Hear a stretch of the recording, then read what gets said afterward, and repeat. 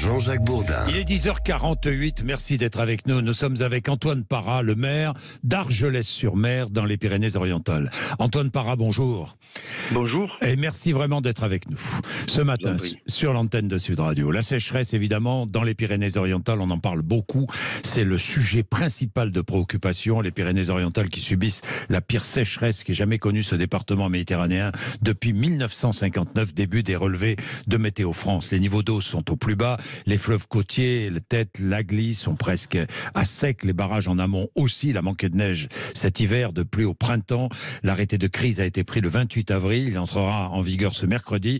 Vous attendez, j'imagine aujourd'hui, les annonces que fera le préfet des Pyrénées-Orientales, Antoine Parra. Que devrait-il annoncer, vous le savez ?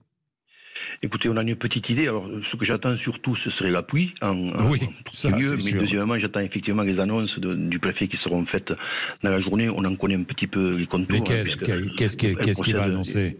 Ça procède d'une logique. Il faut avoir vis-à-vis de l'eau un autre usage. C'est vrai que vous avez parfaitement décrit la situation. Les nappes phréatiques sont au plus bas. L'inquiétude pour l'été qui s'annonce est réelle. Et donc il s'agit de prendre conscience que c'est un effort collectif qui va être nécessaire pour passer cet été. Et évidemment, les usages qui ne sont pas essentiels doivent être proscrits. Alors, on va prendre des mesures, notamment, par exemple, l'interdiction de la vente des piscines hors sol, comme ça a été déjà signalé.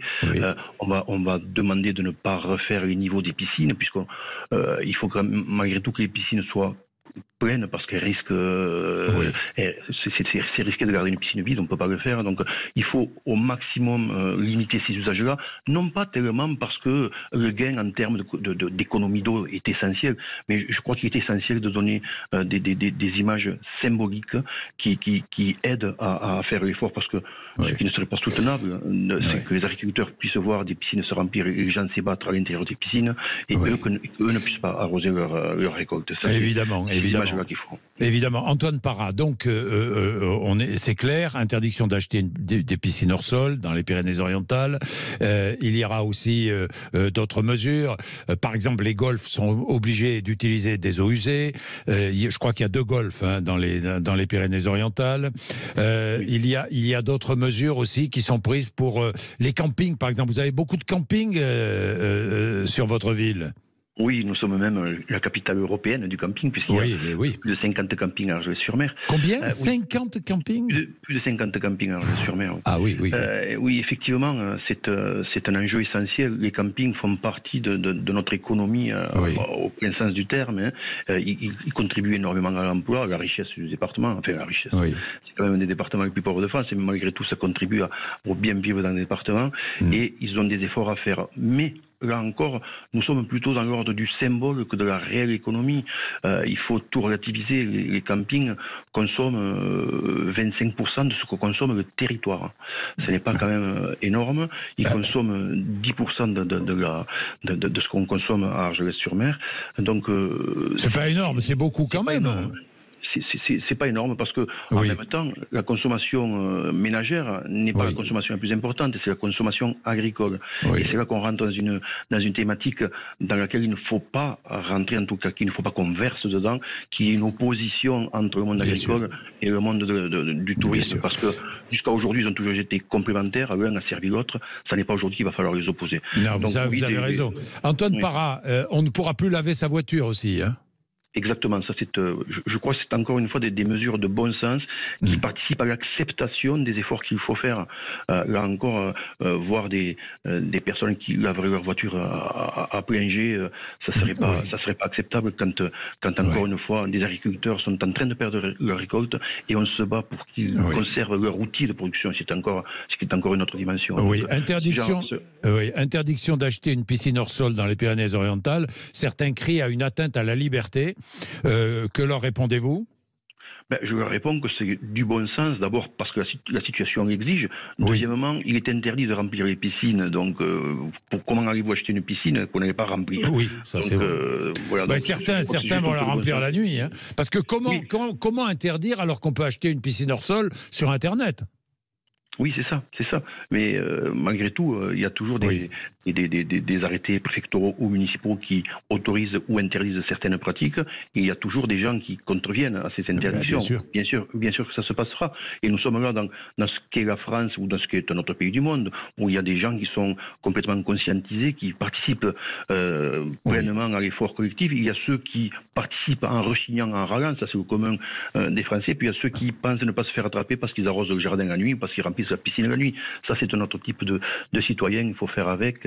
Mais malgré tout, le message qu'il faut faire passer, c'est que l'été se passera bien si collectivement nous arrivons à faire les efforts nécessaires. Bon, on va prendre ensemble, Antoine Parra, Victor qui est à Argelès-sur-Mer justement. Vous voyez, Antoine Parra, l'un de vos administrés. Bonjour Victor. Bonjour Monsieur Bourdin, bonjour Monsieur le maire. Dans votre résidence, la piscine a été remplie, je crois ? Oui, absolument. Je réside dans une copropriété à Argelès-Plage. Nous sommes 305 dans cette résidence, dont seulement une quinzaine vit à l'année. C'est mon cas. Nous avons une piscine avec 2 bassins, un pour adultes et l'autre pour enfants. Le président du syndic a ordonné de la remplir une semaine avant son ouverture prévue initialement le 1er mai. Oui. Elle ne se fera pas le 1er mai. Elle ne s'est pas faite d'ailleurs le 1er mai. Oui. 88 000 litres d'eau, dont une grande partie provient de l'eau de ville. Je ne sais pas si monsieur le maire le sait, car le neuf forage ne contient pas suffisamment d'eau. Monsieur Parra m'a reçu gentiment lors de sa permanence il y a une dizaine de jours. Je lui ai fait part de cette gabegie de l'eau et des préoccupations. Mais c'est incroyable, on pouvait attendre un petit peu avant de la remplir, non Victor ? Absolument, oui. Monsieur le maire m'a salué mon engagement d'ailleurs ce jour-là, mais il m'a répondu qu'il ne pouvait rien faire, qu'il attendait un nouvel arrêté préfectoral. Je crois que cet arrêté va avoir lieu aujourd'hui. Donc, si je comprends bien, on préfère sauver la saison touristique à Argelès plutôt que d'aider nos agriculteurs qui peuvent crever la gueule ouverte. Pardonnez-moi ce langage trivial, mais c'est inadmissible. Antoine Parra, qu'est-ce que vous connaissez le sujet. Oui, je connais le sujet. Je me souviens très bien d'avoir reçu ce monsieur. D'abord, je ne m'attendais pas à ce que je sois interpellé sur les zones de part. Moi non plus. Il a appelé. Ce n'est pas grave. Alors, ce que je peux répondre, c'est qu'un maire s'occupe des espaces publics et des relations publiques dans les espaces qui appartiennent à tous et ne rentre pas dans les résidences privées. C'est hors de sa compétence. Donc, évidemment, le maire ne peut pas intervenir à ce niveau-là. Et on en revient à ce que je disais tout à l'heure, des personnes qui sont conscientisées sur l'effort collectif qu'il faut faire et puis d'autres qui le sont moins et qui trichent un petit peu, au moins dans peut-être pas dans les textes, puisque l'interdiction n'était pas encore faite, mais en tous les cas, symboliquement, ils trichent puisqu'ils remplissent la piscine quelques jours avant que ce soit interdit. Voilà, il y a des personnes qui agissent comme ça, on n'y peut pas grand-chose. Mais encore une fois, je veux dire à ce monsieur Victor que je n'accepte pas sa vision. En tous les cas, sa vision est erronée sur le fait qu'on peut faire sauver la saison touristique plutôt que les agriculteurs. Il y aurait, je dis à ce monsieur qui m'entende bien, il ne viendrait aucun touriste cet été à Argelès-sur-Mer, ça ne changerait pas la situation de l'agriculture. Ça ne la changerait pas. Les masses d'eau mises en question ne sont pas du tout du même ordre. L'agriculture, et c'est nécessaire, consomme plus de 60% de l'eau du département, et c'est normal. Mais ne rentrons pas dans cette position qui n'a pas lieu d'être. Les agriculteurs et les professionnels du tourisme sont des alliés et non pas des adversaires. Antoine Parra, remplir sa piscine alors que c'est interdit, ça coûte quoi ? 1 500 € d'amende, c'est ça ? 1 500 € d'amende, mais encore une fois, ce n'est pas moi qui ai choisi les chiffres, c'est un arrêté préfectoral. Toute contravention à l'arrêté préfectoral est passible d'amende. Alors, il y a des gens, effectivement... si j'ai aujourd'hui une piscine qui n'est pas pleine à Argelès-sur-Mer, je peux la remplir ou pas ? Je ne parle pas d'une piscine hors sol. Normalement, le niveau des piscines, c'est ce qui va être annoncé. Hein. J'attends les annonces, mais il devrait être annoncé que le niveau des piscines ne devrait pas être fait au niveau des particuliers. Après, vous savez très bien que c'est incontrôlable. Donc, ce qu'il faut, c'est on fait appel à la conscience des gens pour qu'ils participent à l'effort collectif. Tout ça n'est pas vérifiable, tout ça n'est pas mesurable. Ce qui est important, c'est de signaler à chacun que si chacun fait un effort, on passera un été tout à fait correct. Bien, et le ministre de l'Agriculture promet des indemnisations aux agriculteurs des Pyrénées-Orientales s'ils sont touchés par la sécheresse. Oui. Merci beaucoup Antoine Parra, maire d'Argelès-sur-Mer. Merci beaucoup. Il est 10h58, vous êtes sur Sud Radio. Ça vous fait réagir ? 0826 300 300.